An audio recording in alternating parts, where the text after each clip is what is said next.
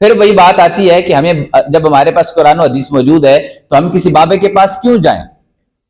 ہم کسی بابے کے پاس کیوں جائیں؟ تو اللہ ہمیں کیا کہتا ہے؟ اللہ فرماتا ہے یا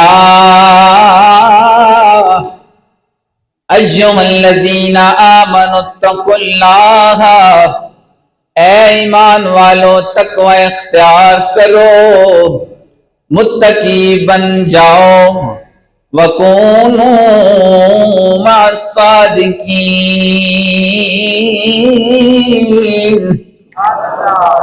ہو جاؤ، مل جاؤ، چلے جاؤ اے مولا کن کے پاس؟ مع الصادقین،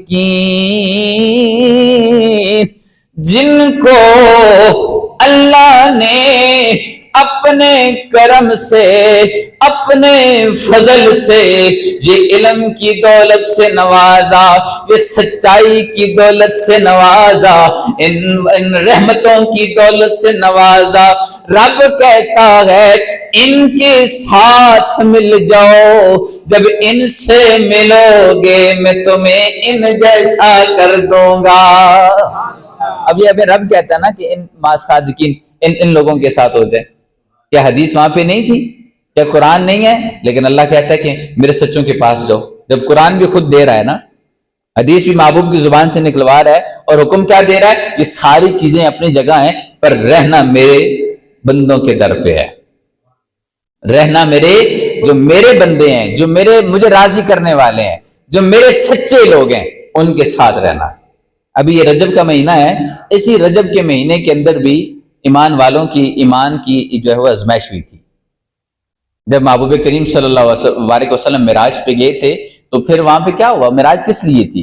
یہ واضح کرنا تھا کہ کون محبوب کی زبان پہ یقین رکھتا ہے، کون نہیں رکھتا، کون محبوب کے علم پر یقین رکھتا ہے، نہیں رکھتا، کون محبوب کی حکمتوں پہ یقین رکھتا ہے، نہیں رکھتا۔ تو یہ کیا ہے؟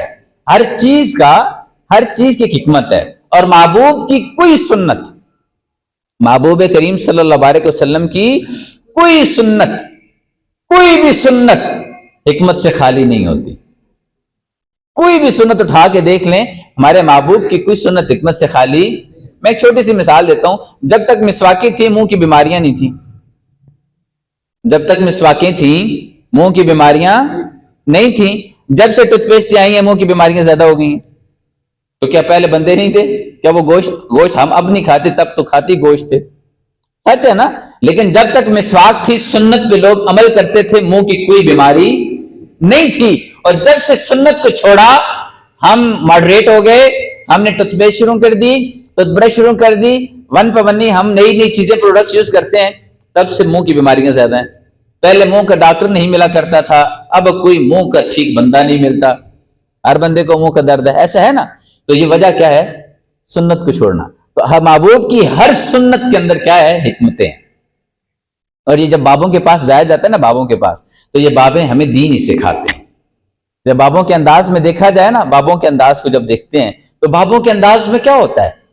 دین بھرا پڑا ہوتا ہے۔ ان کی زندگی دیکھیں، شریعت سے ہٹ کے نہیں ہوگی، ان کی زندگی کو دیکھیں گے وہ شریعت کے تابع ہوں گی۔ مقدس حق عبد الحق مقدس دل رحمۃ اللہ تعالیٰ علیہ کے پاس ایک شخص آیا، اس نے کہا کہ میں بیعت ہونے آیا، 3 دن وہاں پہ رہا، 3 دن کے بعد وہ واپس جانے لگا نا، تو آپ بابے نے پھر بلا لی، بات پھر بابے کی آ گئی۔ بابے نے بلایا، پوچھا 3 دن رہے ہو اور کس نیت سے آئے تھے؟ عرض کی کہ میں بیعت کرنے آیا تھا۔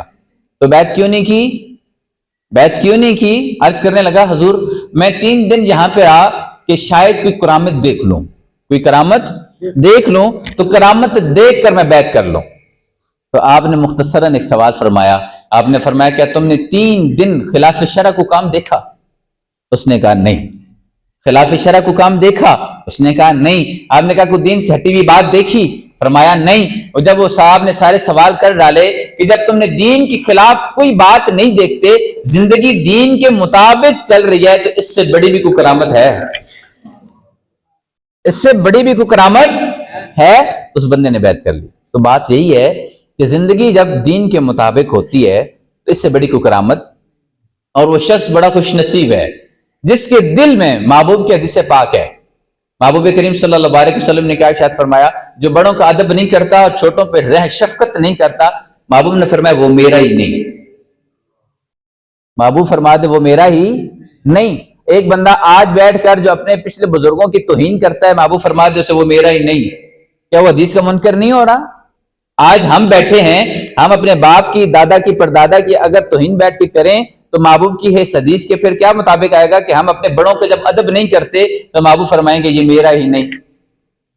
تو ہمیں کون بچائے گا؟ نمازیں بچائیں گی، ہمیں زکاتیں بچائیں گی، ہمیں روزے بچائیں گے، ہمیں حدیثیں بچائیں گی، ہمیں قرآن بچائے گا؟ جس پر قرآن اترا وہی کہہ دے یہ میرا نہیں، تو پھر کیا ہوگا؟ اس لیے ہمیں اپنی اصلاح کرنی چاہیے کہ ہم لوگ کر کے، ہم جو بزرگوں کا زندگی سارے زندگی بتاتے ہیں، ہم جو بزرگوں کی زندگی کو نمایاں کرتے ہیں، اس کی کیا وجہ ہوتی ہے؟ اس کی یہی وجہ ہے کہ ان کی زندگیاں اتنی کمال کی ہیں کہ آج بھی ان کا نام زندہ ہے.